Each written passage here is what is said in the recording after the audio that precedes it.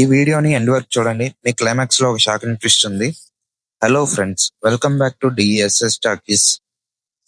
Karthik Ghattamaneni direction లో మన తేజ సజ్జ అండ్ మంచు మనోజ్ గారు నటించిన Mirai movie review. Movie divine block buster. Movie అయితే అద్దరిపోయింది. ప్రతి ఒక్కరి క్యారెక్టర్, ప్రతి ఒక్కరు యాక్టింగ్ అదరగొట్టేసిండ్రు. మూవీ స్టోరీ వచ్చేసి అమరత్వం కోసం అశోకుడు రాసిన 9 గ్రంథాలను చేజిక్కించుకోవాలనుకునేది బ్లాక్ స్వాట్ మంచు మనోజ్ గారి కోరిక. అండ్ అతన్ని ఎదిరించడానికి శ్రేయ అంటే అంబిక గారు ఎలాంటి త్యాగం చేశారు.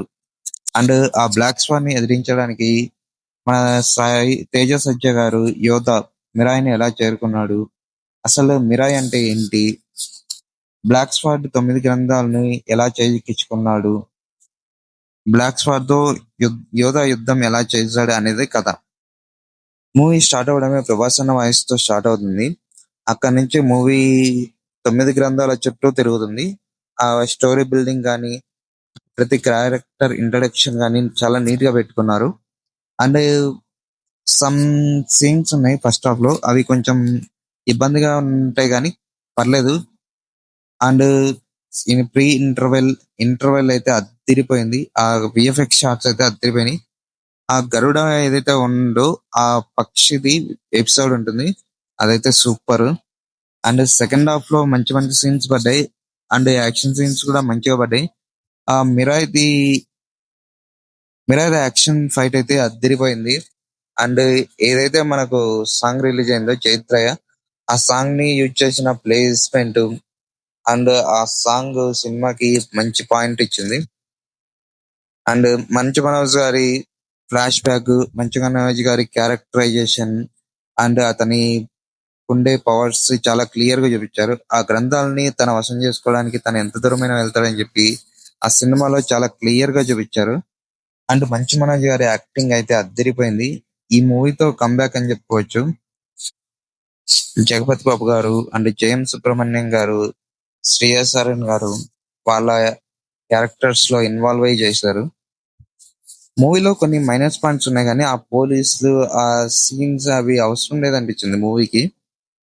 మూవీలో ఎక్కడైనా స్లో పాయింట్ వచ్చినప్పుడు అక్కడ కరెక్ట్ టయానికి హై పిచ్ సీన్ ని పెట్టాడు. చాలా నీట్ గా రాసుకున్నారు స్టోరీ మాత్రము. ఆ స్టోరీకి తగ్గట్టే ఆ విఎఫ్ఎక్స్ షాట్స్ కూడా చాలా నీట్ గా తీసుకున్నారు. సెకండ్ హాఫ్ లో క్లైమాక్స్ లో వచ్చే విఎఫ్ఎక్స్ షాట్స్ ఉంటాయి, అసలు సూపర్ ఉన్నాయి. అసలు ఈ బడ్జెట్ కి ఈ మూవీ ఇంత నీట్ గా వచ్చిందంటే అసలు హ్యాట్స్ ఆఫ్ చెప్పొచ్చు. అందరికి ఒక బ్యాడ్నెస్ ఏంటంటే మంచి వైబ్ లో ఉన్న వైబ్ సాంగ్ ని తీసేశారు. ఆ సాంగ్ పెట్టింటే బాగుండేదేమో అనిపించింది. అండ్ ప్రభాస్ ఇంట్రడక్షన్ ఉంటుంది అని చెప్పి సోషల్ మీడియాలో చాలా హల్చల్ చేశారు. మార్నింగ్ నుంచి ఫొటోస్ రెడీ చేయడం అవన్నీ ఫేక్, ఎవరు నమ్మద్దు.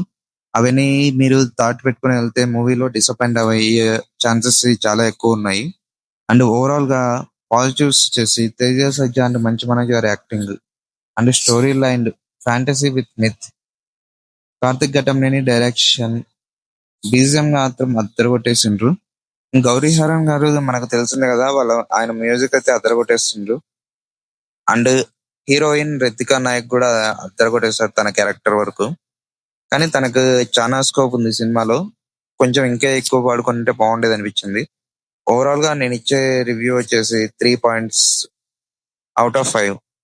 ఒకవేళ మీరు మూవీ చూసింటే మీకు ఎలా అనిపించిందో కామెంట్ చేయండి. ఈ వీడియో మీకు నచ్చితే లైక్ చేయండి అండ్ మీ ఫ్రెండ్స్ కి షేర్ చేయండి. ఇలాంటి కంటెంట్ కోసం, మరిన్ని వీడియోస్ కోసం మన ఛానల్ ని సబ్స్క్రైబ్ చేసుకోండి. నాకెంతో సపోర్టివ్ గా ఉంటుంది. మీ సపోర్ట్ తో ఇంకెన్నో వీడియోస్ మీ ముందుకు తీసుకొస్తాను. Thanks for watching.